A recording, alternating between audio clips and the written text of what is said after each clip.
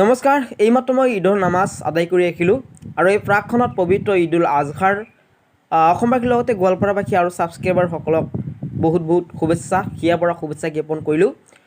আৰু মই ভাবিলোঁ যে বেনাৰ বনাই দিয়াতকৈ মই এটা সৰু ভিডিঅ' ক্লিপৰ জৰিয়তে আপোনালোকক ডাইৰেক্ট কণ্টেক্ট কৰোঁ, কথা পাতোঁ আৰু সেইবাবে ভিডিঅ' ক্লিপটো আগবঢ়াইছোঁ।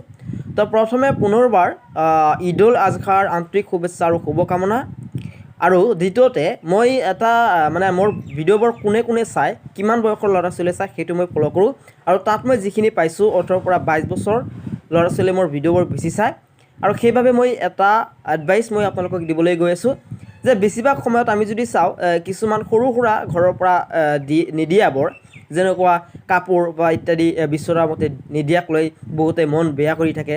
চ' সেইটো থাকিব নালাগে। আপুনি যিখিনি পাইছে, যিখিনি ঘৰৰ পৰা দিছে, সেইখিনি লৈ সুখ শান্তিতে ঈদটো উদযাপন কৰক আৰু চিন্তা কৰক ভৱিষ্যতত